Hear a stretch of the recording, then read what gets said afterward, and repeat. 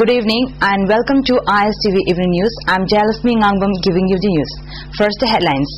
Manipuris today celebrates Sajibu Cherauba. Ningthau Senajauba greets the people on the day. Governor Gurbachan Jagat flags off Assam Rifles motorcycle rally at Kangla. And 13th International Day of Action for Rivers observed on the bank of the Barak River. Now the news in detail. Manipuris today celebrated New Year with traditional and religious fervor and gaiety. The first day of Manipuri month, Sajibu, is considered as New Year by the Meiteis throughout the state, and the day has cultural and historical significance. Each and every Meitei family prepares different traditional vegetarian dishes and offers them to gods, praying for good health and prosperity in the coming New Year.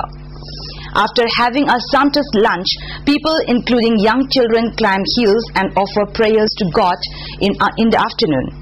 The Kwaramban Taitel today wore a deserted look as most families celebrated the day at home. Ningthau Leshemba Senajauba greeted the people on the occasion. The most significant part of the celebration, known as Seitaba, was held at the palace with Ningthau Leshemba Senajauba and other dignitaries taking part. Priests and priestesses offered prayers to God for peace and prosperity. Governor Gurbachan Jagat this morning flagged off Assam Rifles motorcycle rally at Kangla. Major General C.A. Krishnan and DGP Y. Joykumar also attended the function. The rally, sponsored by Hero Honda, is being organized in connection with the 175th anniversary celebrations of the Assam Rifles.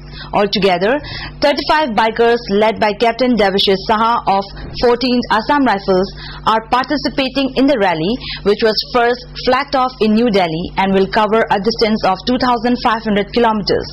In his address, Gurbachan Jagat said the Assam Rifles, which is held as sentinels of the Northeast and friends of the hill people, is closely related to the development of the Northeast. The governor expressed a hope that the rally will boost the morale of the troops and help spread the message of peace among the people of the trouble-torn Northeast states. And also organizing sports activities at different locations, keeping in mind the peculiarity of those places. I am hopeful that the rallies will be befitting ambassadors of peace and harmony for the Assam Rifles as they pass through all the states of the Northeast, covering a distance of about 2,500 kilometers. The 13th International Day of Action for Rivers was observed on the 14th of this month on the bank of the Barak River in Tipaimuk. Sponsored by International Rivers Network, the day was jointly observed on the theme Reclaiming Barak by CCDD, COLNR, ACTIP and MAR INPI. Our camera person Ramananda Lesangthem, who covered the observation, brings you the report on the day and the life on the Barak River. The Barak Rivers plays a vital role in the lives of various tribes living on its bank in Tipaimuk in Charanchandpur district, about 250 kilometers south of Imphal. The river is more convenient for the people to ferry their agricultural produce to other parts of the country like Silchar, and it is their main business route. Nga kumba pharega adu lengoi kumba nung kumba zon thokpa atei hojik matamda kaino season da di se dimana dukan sarega adu business majam lagrega ekoi adu pun lega chaba manne adu ni. The main agricultural produce include ginger, bamboo, cane, etc. The subdivision still lacks hospital, electricity and school facilities, and there is no police station. Na bazaw rakkanda di hujik hospitals kumba jaw de ko adu kumba adu ekoi khara ware aba gi jamak da di khara hospital ga jaw de police thana ga jaw de adu na khara ware aba ko adu na khoina sembi re di phare aba sembi re di ekoi na ware aba ko mi hek naresu siba kumna naresu sida doctor lete bana jirbam chat ba matam da lambi da su siba ngame ya to aduna khaware karigi lairi kum batam de ba mi su da me iskun thaba su lete ko Despite absence of basic amenities, the people who have settled there do not want to move to other places. The 13th International Day of Action for Rivers was observed this year on the bank of the Barak River on the 14th of this month. With an objective to save the rivers in the world to maintain the ecological balance, the day was observed on the theme Reclaiming the Barak River by the CCDD, COLNR, ACTIP and March English. Speakers on the day said the rivers are associated with man's ancient civilization and provide means of livelihood to those living on their banks.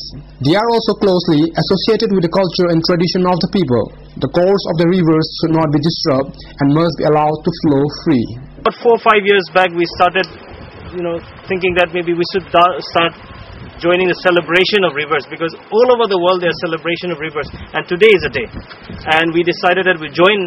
So 5 years ago we first started in one village called Lopong village in